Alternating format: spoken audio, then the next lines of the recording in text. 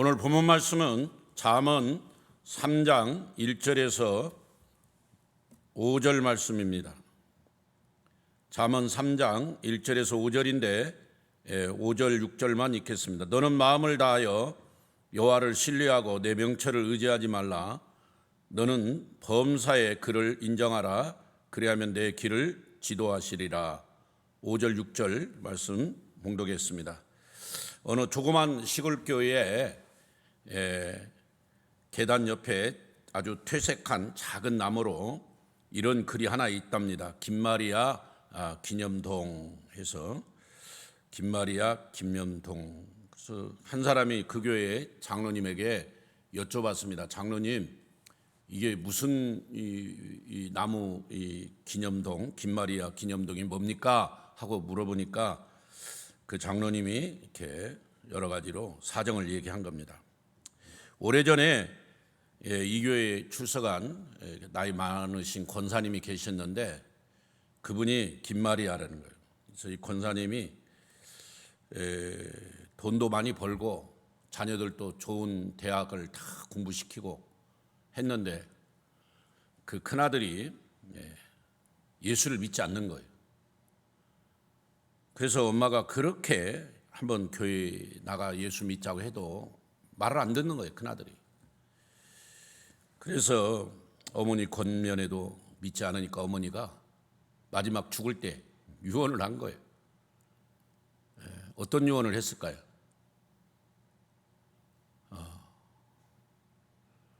교회 너는 안 나가도 좋으니까 너는 엄마가 하나 부탁하겠다. 내가 교회에다가 교회 전기세를 내겠다고, 평생 교회 전기세를 내겠다고 내가 서원했다. 그러니까 내가 죽거든 내 뒤를 이어서 네가 교회 전기세만큼은 네가 좀 내달라. 그러니까 아들은 교회 나가고 예수 믿으란 말 안 하니까 너무 좋은 거예요. 너무 좋은 거예요. 그래요. 알겠습니다. 까짓 거 전기세 그거 하나 못 내드리겠습니까?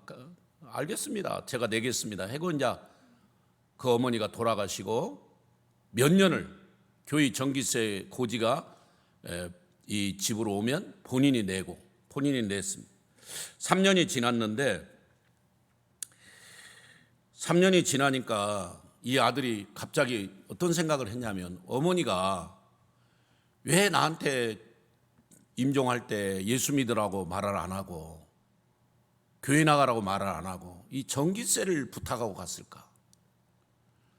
어머니가 나한테 꼭 하고 싶은 말이 이 전기세를 내라는 말이 아닐 건데 그 어머니 그 입장에서 생각을 해보니까 나를 교회 나가라고 예수 믿으라고 하고 싶은데 말을 안 들으니까 이 전기세를 내라고 했구나. 그때서야 이제 뉘우치고 아마 성령님이 그 마음을 움직였는지 그때 마음에 돌이킴이 있어서 어머니가 나한테 예수 믿고 교회에 나가 구원받으라고 했는데 내가 그 말을 지금 모르고 이 전기세만 내고 있구나 생각하고 회개하고 교회를 나가 예수를 믿고 그 교회 가서 열심히 봉사하면서 교회 건축을 새롭게 할 때 이분이 거기다 자기 재산을 다 동원해서 건축을 했답니다.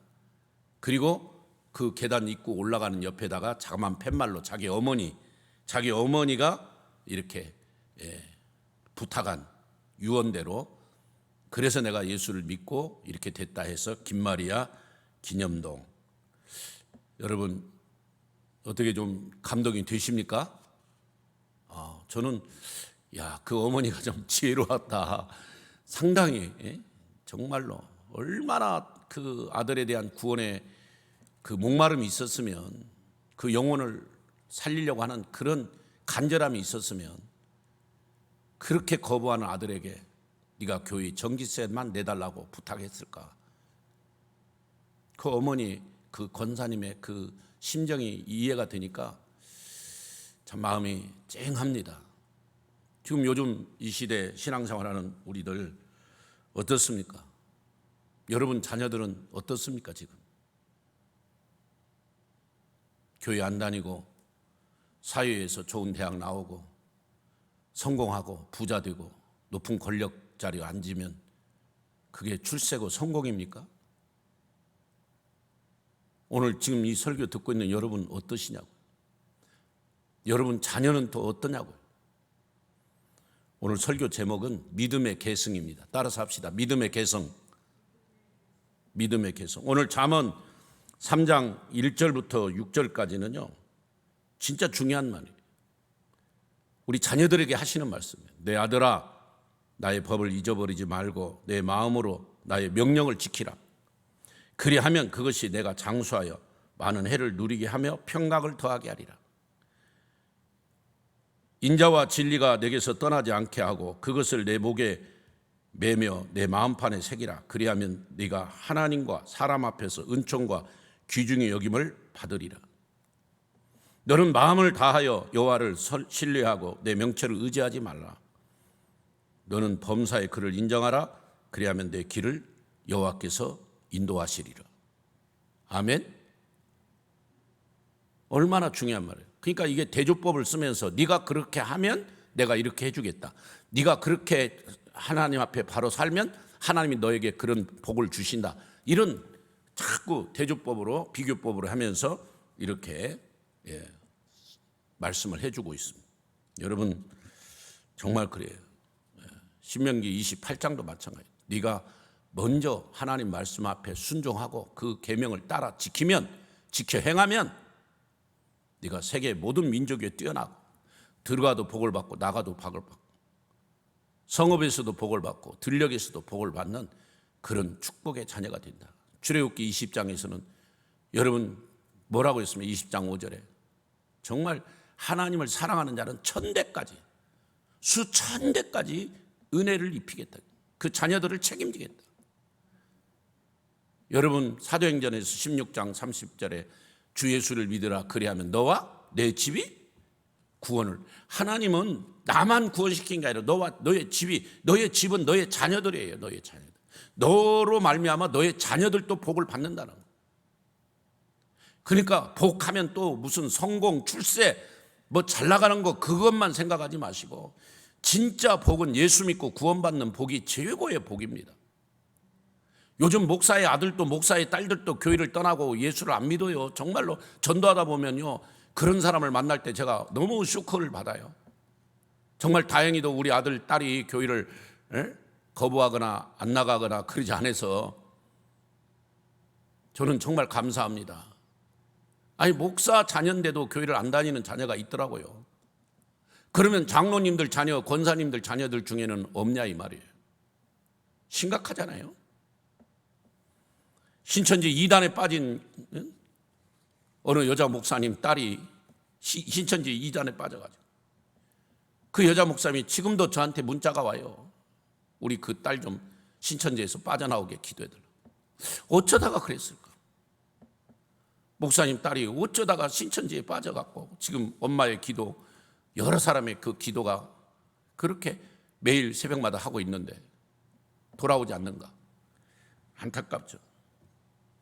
우리는 하나님이 맡겨진 직책을 잘 감당하며 자녀들에게 믿음을 잘 계승해야 합니다. 여러분에도 믿지 않는 자녀들이 있잖아요. 그들에게 어떻게 하나님의 사랑과 하나님의 복음을 전할 것인가 정말 중요하죠. 사랑하는 여러분, 그러면 어떻게 믿음을 계승하면 좋을까? 첫 번째는 성경이 답입니다. 따라서 성경이 답이다. 성경대로 살면 되는 거예요. 성경대로 양육하면 되는 거예요. 성경 말씀이 답이에요. 그래서 성경대로 양육하고 성경대로 진행하면 돼요. 그랬습니다. 시편 19편 7절 8절에 보면 여호와의 율법은 완전하여 영혼을 소성시키고 여호와의 계명은 귀중하여 우둔한 자를 지혜롭게 하며 그리고 여호와의 계명은 순전하여 눈을 밝게 하신다. 하나님의 말씀은 완전하고 영혼을 소생시키는, 성경은 하나님의 감동으로 기록되어 있거든요.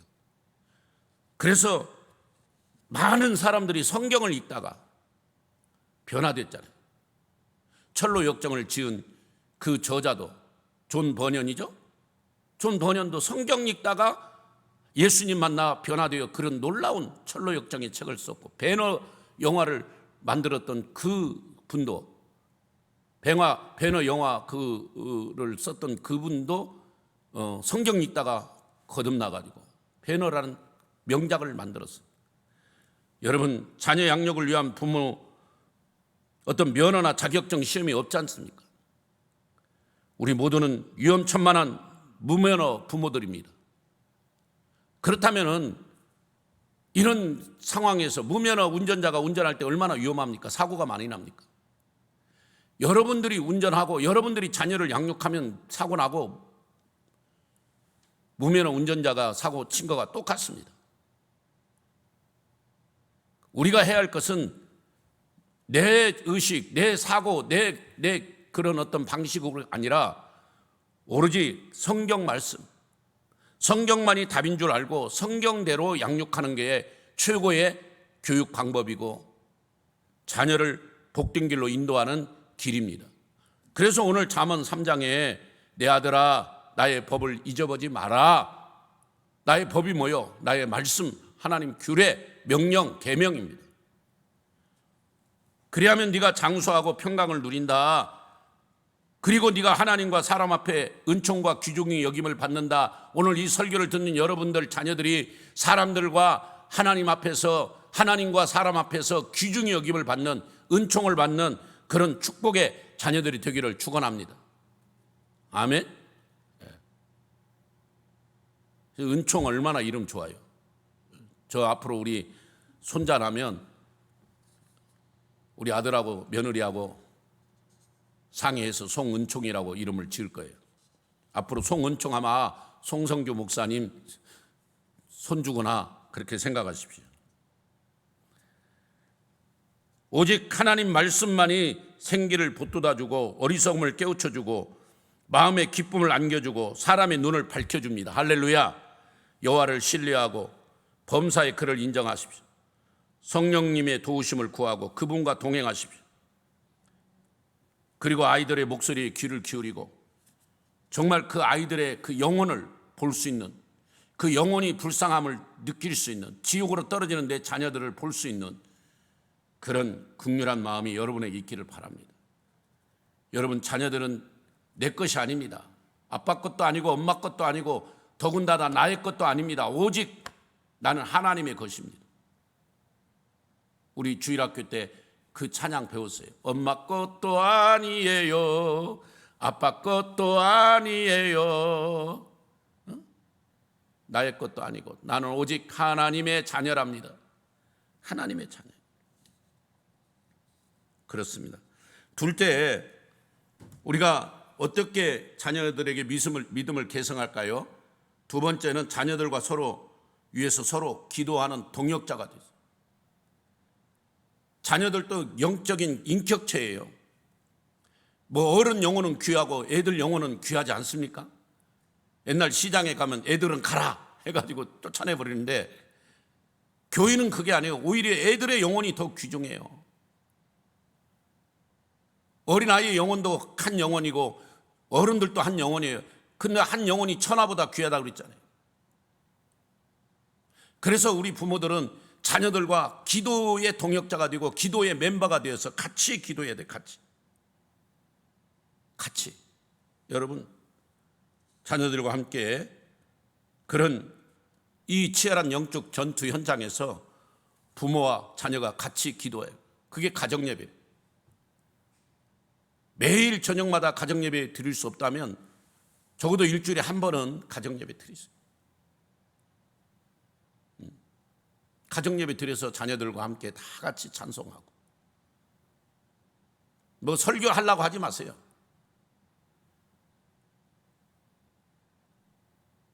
가정예배 드리면서 막 훈계하고 그 자녀들의 잘못을 지적하고 그러면 그 자녀들이 그 다음에는 예배 안 드려요. 예배는 예배답게 드리고 훈계와 지적은 나중에 뭐 좋은 어떤 지혜롭게 해서 메모를 통해서 카톡을 통해서 해야지. 그 설교 시간에 그냥 그걸 인용해서 자꾸 자녀들을 교육하고 훈계하면 자녀들이 안 옵니다. 교인들도 마찬가지잖아요. 목사님이 설교할 때 교인들을 계속 지적하고 훈계하면 누가 그 설교를 들으려고 하겠어요. 위로받고 힘을 얻기를 원해 주일날 교회에 왔는데. 그렇다고 목사가 맨날 위로하고 뭐 힘을 주는 설교만 하는 게 아니라 이 성경은 책망과 교훈과 바르게 함이 있다고 했으니까 책망도 있어야 돼요. 그렇지만 자녀들과 함께 서로 손을 잡고 서로 기도 제목을 나누고 기도한다는 그 가정은 얼마나 큰 복된 가정입니까? 얼마나 큰 은혜로 가정이에요. 사랑하는 여러분, 그렇습니다. 십자가 안에서 매일 아침에 죽지 않으면 죄인의 모습이 드러납니다. 내가 죽어야 예수님, 그분이 내 안에 살고 그분이 나를 주장하고 인도하는. 그래서 우리가 자녀를 대할 때 예수님이라면 어떻게 내 자녀를 양육할 것인가? 예수님이란 내 자녀들을 어떻게 기를 것인가? 믿음을 어떻게 개성할 것인가? 이런 관점에서 자녀들을 보고 자녀들을 양육해야 됩니다.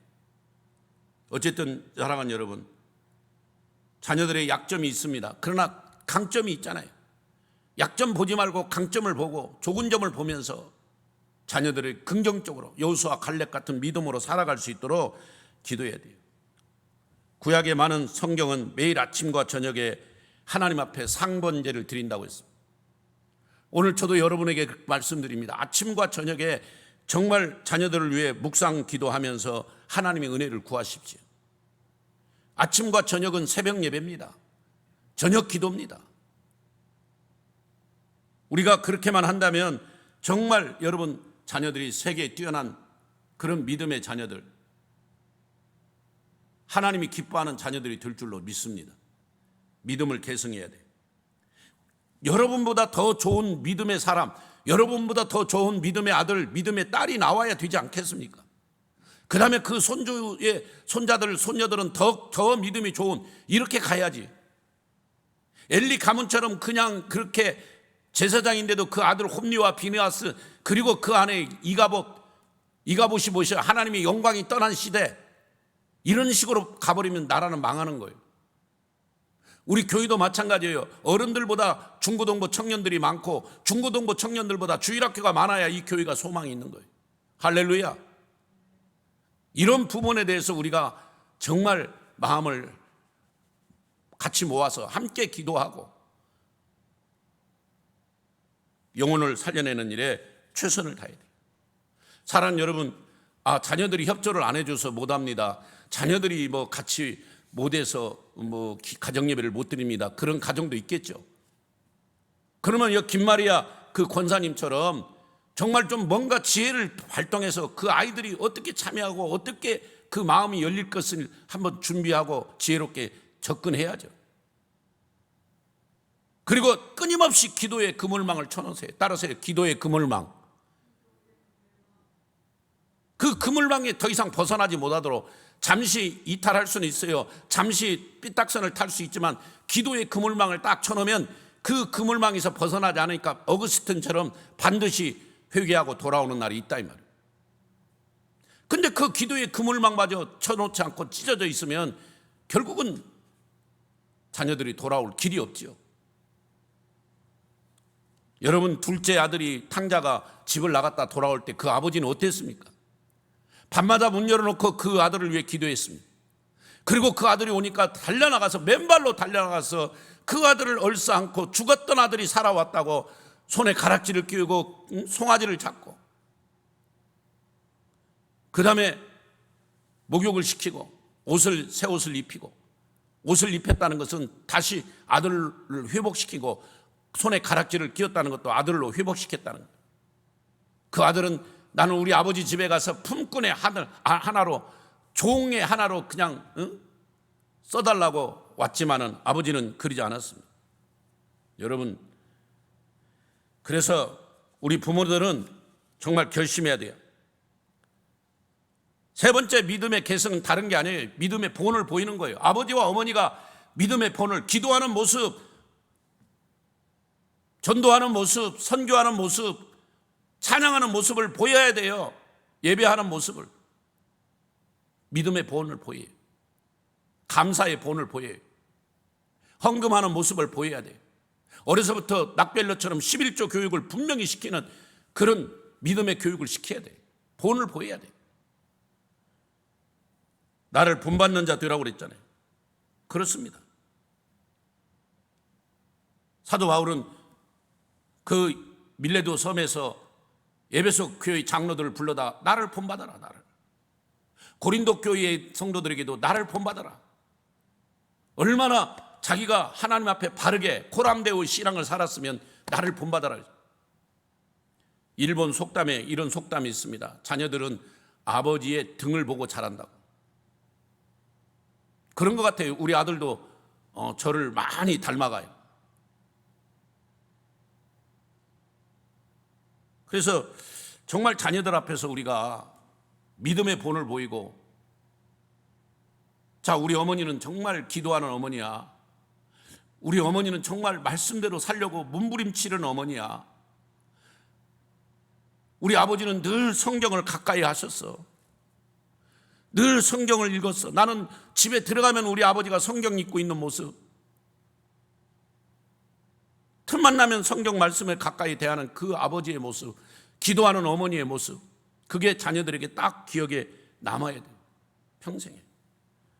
그런 믿음의 본을 보이십시오.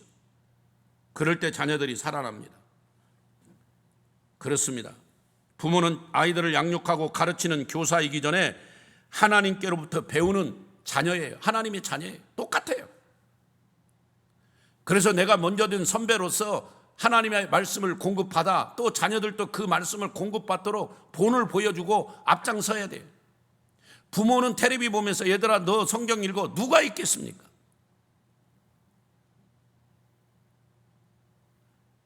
부모는 주일날 등산 가면서 얘들아 너희들 교회 갔다 와라, 누가 교회를 가겠냔 말이에요. 잘 생각하세요. 우리는 오늘 이렇게 선포해야 됩니다. 부모인 나는 하나님께서 맡기신 자녀 말씀을 교육하는 사명자로 세상 교육에 빼앗긴 교육의 주도권을 되찾아오겠습니다. 하나님의 말씀을 맡은 사명자로서 우리 자녀들이 세상 교육에 그 영혼이 빼앗겼어요. 그 마음이 빼앗겼어요. 근데 그것들을 되찾아오겠다는 그런 강력한 서약을 해야 돼요. 요즘 집에서 공부 가르치는 홈스터디, 그게 유행이다거든. 아직까지 우리 교회의 성도들 중에 가정에서 학교를 안 보내고 집에서 홈스터디 하는 그런 제가 가정은 아직 우리 교회는 없는데 그런 교인들이 꽤 주변에 있더라고요. 왜 그러겠어요? 학교 가면 진화론 배우죠. 무슨 동성애를 좋아하는 권장하고, 유치원 아이들 그림에도 벌써 동성애 이런 그림이 있고, 초등학교 1학년, 2학년 교과서에도 그런 게 있어가지고, 이제는 엄마, 아빠가 아니고 학부모란 말이 없어요. 왜? 학부모는 엄마, 아버지가 있어야 되는데 남자만 둘인데 어떻게 부모가 돼요? 그러니까 그냥 보호자, 학부모 대신 보호자라는 이름으로 쓰는 거예요. 이런 식으로 지금 학교가 변해되고 있다고요. 우리 정신 차리고 하나님의 창조 질서를 파괴하면 그런 나라는 역대적으로 다 망했어요. 로마가 그래 망했어요. 여러분, 헬라가 그래서 망했어요. 지금 유럽이 그 동성애법을 찬성한 바람에 차별금지법 이런 걸 해가지고 인권을 보호한다는 명분 안에 유럽이 그걸 권장해서 지금 얼마나 수없이 많은 재판과 갈등과 그걸로 인해서 지금 걷잡을 수 없는 어떤 방법이 없어요. 휴게소마다 화장실을 3개 만들어야 돼요. 3개. 이 복잡한 일이잖아요. 어떻게 이 화장실을 3군데를 만들어야 되고. 제가 지난주에 여의도를 순복음교회 쪽에 좀 볼 일이 있어 갔는데, 그 옆에 큰 회사들이 많더라고요. 대낮인데 나는 처음 봤어요. 여의도에서 내가 4년간 부교육자 생활을 하면서 여의도를 많이 누비고 다녔지만 이번에 그런 모습 처음 봤어요. 그 대낮인데 젊은 여자애들이 쫙 길거리에 나와가지고 아마 근무하다가 실내에서는 담배를 못 피니까 와, 이쁘장한 애들이요, 진짜 정장을 하고 쫙 나와가지고 뭐장 남자들도 서 있는데 그 틈새에 여자들이 많이 끼어가지고 제가 볼 때 한 15명 정도 여자를 봤어요. 거기 뭐 한 40명 정도 젊은 애들이 쫙 그 길거리 이쪽 상가 한쪽에 나와서들 담배를 피고 있는데, 야, 여자애들이 한 15명이 보이더라고. 내가 그래서 야, 정말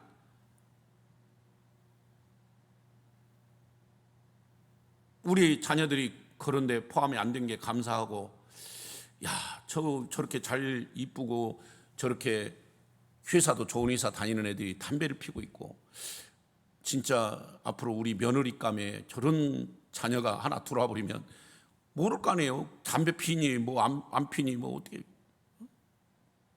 교회 다니고 믿음 생활 한다고 하고 또 뭐 이렇게 좋은 대학 나왔고 좋은 회사 다닌다고 하니까 아이고 얼굴도 이쁘고 그러니까 됐다 하고 그냥 받아들였다가는 저런 자녀들이, 저런 애들이 우리 교회 우리 며느리로 들어오지 않을까 이런 걱정이야. 그걸 더 떠나가서 앞으로 이제 우리 손자 때는 동성애가 창궐해가지고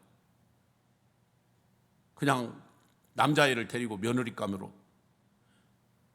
여자가 여자애를 데리고 사윗감으로 데리고 올 때 그냥 기겁하는 거죠. 그거 어떻게 하겠어요? 그렇게 하겠다는데 지금 유럽이 통제를 못해요. 어떻게 할 수가 없어요. 자식들이 그렇게 해버리는데 부모가 거기서 반대를 할 수도 없어요. 법적으로 지금 이게 차별금지법이 통과되면 제 오늘 설교는 500만 원 벌금 내야 돼. 이거 인터넷에도 들어가는 설교인데 정말 심각합니다, 여러분. 부모인 나는 하나님의 형상을 따라 지어진 자녀들이 세속적 가치관에 물들지 않고 그리스도인의 정체성을 확고히 갖도록 양육하겠습니다. 서약해야 된다니까요. 결심해야 된다니까요. 먼저 하나님께서 맡기신 자녀 말씀을 교육하는 사명자로서 세상 교육에 빼앗긴 교육의 주도권을 되찾아오겠습니다. 할렐루야. 그리고 하나님의 형상을 따라 지음받은 자녀들이 세속적 가치관에 흔들리지 않고 그리스도인의 정체성을 확고히 하도록 교육하겠습니다. 양육하겠습니다. 그리고 하나님, 지금 내가 기르는 내 자녀가 내 자녀가 아니고 하나님의 자녀임을 고백합니다. 하나님 자녀답게 바르게 양육하겠습니다. 여러분, 저는 출애굽기 보면 그 모세가 태어나잖아요. 그때는 남자아이를 태어나면 무조건 나일강에 빠뜨리는 그런 법이 있었습니다. 남아 살인 정책. 왜냐하면 유대인들이, 이스라엘이 너무 많이 숫자가 번성하니까 위기의식을 느낀 거예요, 애굽의 왕이. 그래서 사내 아이는 무조건 다 죽이라는 거예요. 근데 석 달 동안 이 네이지파 그 어머니 요게벳이 그 아이가 너무 총명하게 생겼으니까 다락에다 숨겨놨다. 근데 애가 울고 울음소리가 들리면 군인이 지나가다 또 이웃 사람들이 신고하면 위험할 것 같아서 석 달 동안 다락에 숨겨놨다가 석 달이 지난 뒤에는 결국 갈상자에다가 나일강에 띄워 보내잖아요. 그때 그 요게벳의 심정이 어땠어요? 하나님, 내가 지금 석 달 동안은 내가 어떻게 키우고 어떻게 관리를 해봤지만 이 자녀 내 자녀 아닙니다. 하나님 자녀입니다. 하나님 이제 당신께 맡깁니다. 하나님 당신이 주장하소서. 당신이 이 아이를 좀 책임져 주십시오 하고 갈상자에 그 보낼 때 그 안타까운 엄마의 마음, 그리고 요게벳이 얼마나 기도했겠습니다. 하나님 저 아이를 살려주세요. 악어들이 등장해서, 그 나일강 악어가 많았잖아요. 악어들이 등장해서 그냥 한 방에 갈상자를 먹어버리면 끝나는 거예요. 모세는 없는 거예요. 하나님 저 강물이 좀 평탄하게, 만약에 바람이 불어서 물결이 높이 해면 갈상자가 뒤집어지면 죽는 거예요. 물에 빠지는 거예요. 얼마나 기도했겠습니까? 오늘 어머니들이 정말 이 요게벳의 그런 마음, 지금 내 아이를 갈상자에 태워서 강물에 띄워보내는 그 어머니의 심정을 가지고 간절히 기도한다면 뭘 못하겠어요?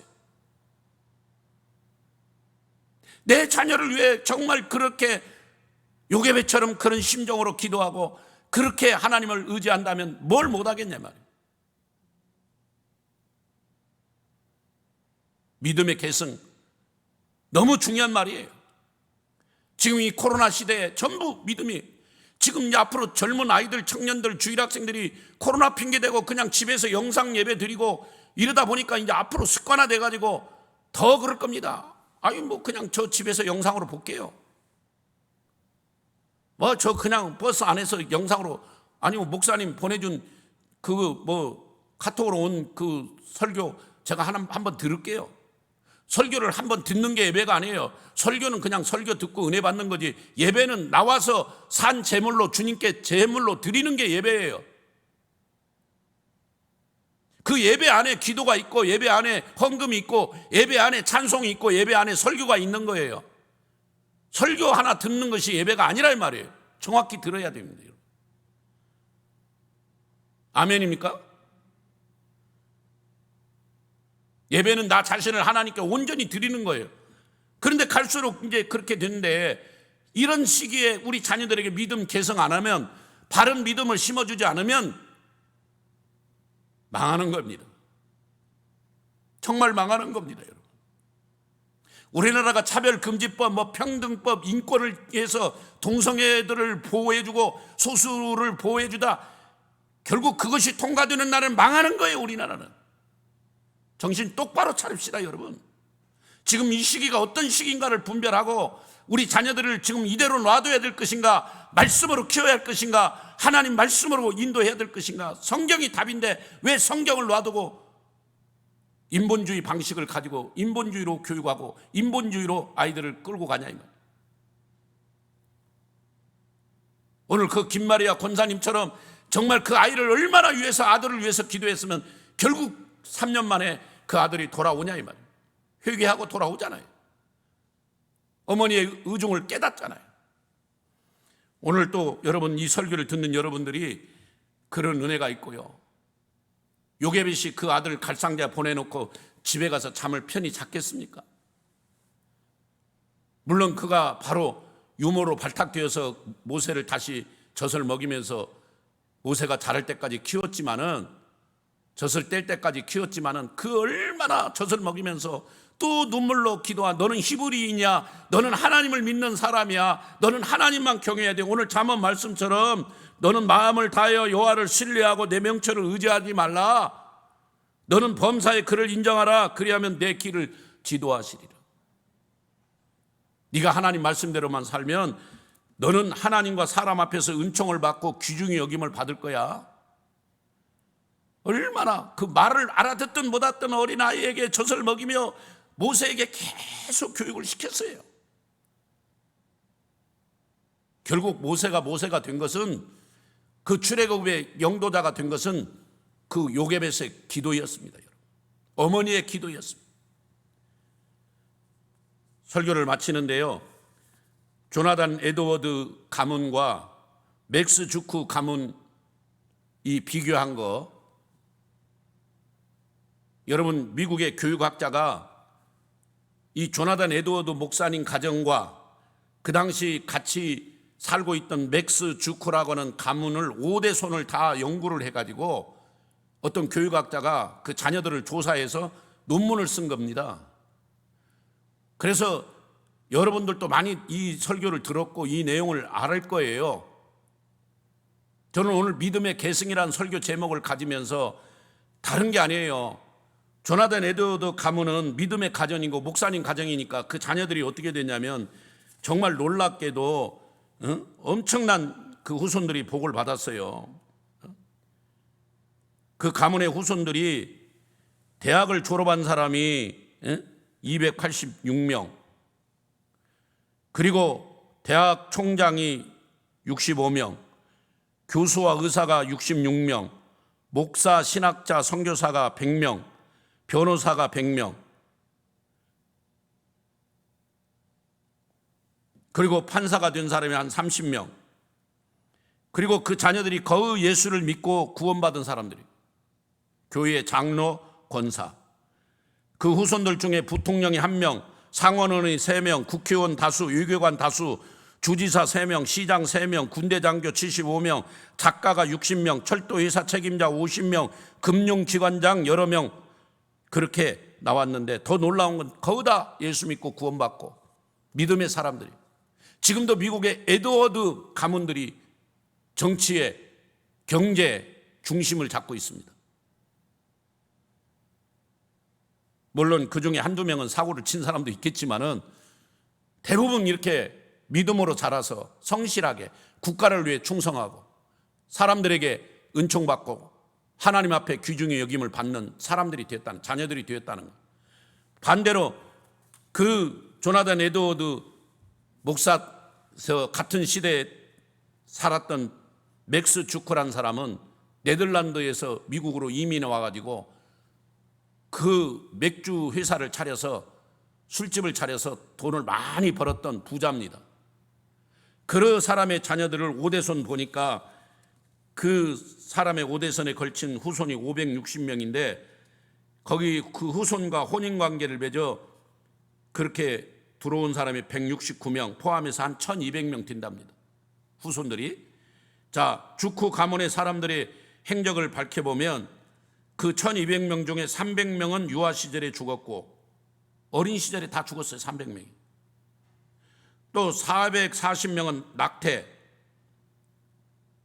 그리고 또 퇴폐한 생활 습관으로 인해 몸이 망가지고 병약으로 그렇게 죽었고 310명은 거지, 1500명은 범죄자, 알코올 중독자, 100명은 알코올 중독자가 100명, 또 60명은 절도범, 70명은 살인자, 그 중에 40명은 여자들로서 그 시대 최고의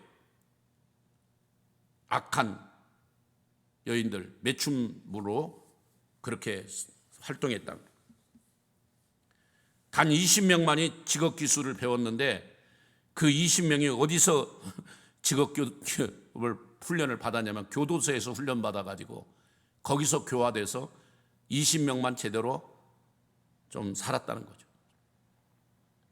그 사람들도 교도소 가서 훈련받고 교도소에서 무슨 죄를 지었는지 교도소에서 가면 다시 교화를 하잖아요. 거기서 기술 배워갖고 사회에 나와서 그 20명만 그래도 좀 남은 여생 잘 살았다는 거죠. 잘 살았는지 못 살았는지 모르지만 참 답답하죠. 이 맥스 주크 가문은 전체가 국가에 피해를 입힌 사람이에요.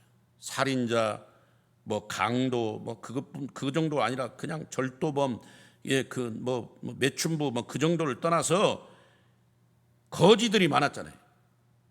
그 다음에 이 정신병자도 많았잖아요. 오늘 이 설교를 듣는 여러분 자녀들 후손에 한 자녀가, 한 후손 중에 한 명이라도 거지가 나오지 않기를 축복합니다. 그리고 정신병자가 한 명도 나오지 않기를 여러분 기도드립니다. 여러분, 그러려면 정신 차려야 돼요. 푸틴 같은 또라이가 나와버리면 안 되잖아요. 그 대통령이 된 게 다 된 거 아니에요. 히틀러 같은 또라이, 이런 푸틴 같은 또라이가 나오면, 이런 용어를 써서 정말 죄송합니다, 목사로서.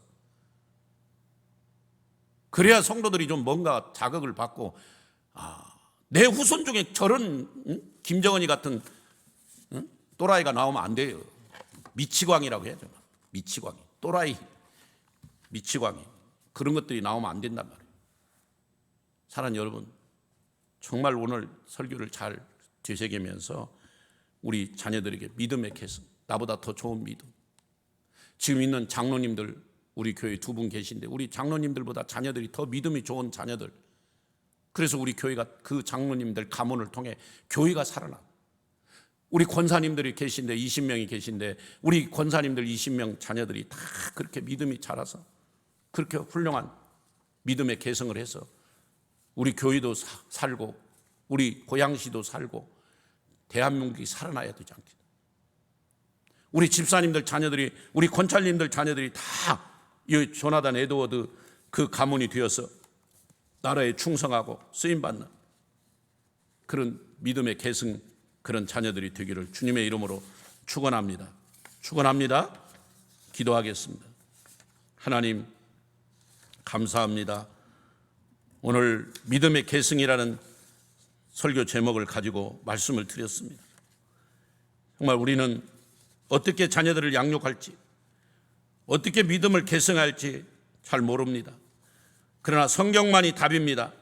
하나님 말씀만이 답입니다. 이 말씀 붙들고 기도하며 나가기 원하오니 하나님 은혜를 베풀어 주옵소서. 은혜와 자비를 베푸신 하나님 아버지, 저희 가정에 세상 무엇보다도 소중한 자녀들을 허락해 주심을 감사합니다. 자녀들을 통하여 가정의 소중함과 인생의 참된 행복을 느낄 수 있도록 은혜 베풀어 주신 주님을 찬양합니다. 이처럼 소중한 자녀들을 저에게 맡겼는데 그들을 온전히 사랑하고 이해하고 용납하지 못했던 것을 먼저 회개합니다. 아이들을 한 사람의 존엄한 인격체로 바라보지 못하고 학업의 결과, 성적에만 평가하고 다른 아이들과 비교하고 성적으로 무시하고 상처 주고 마음에 깊은 마음에 상처를 준 모든 것들을 용서하여 주시옵소서.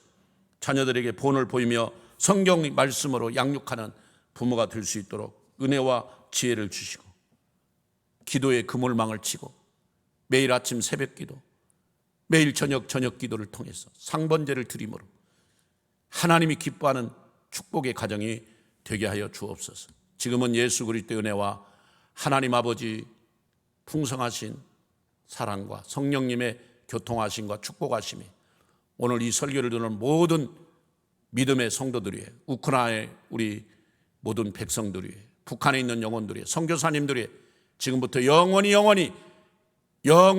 함께 있을지어다. 아멘.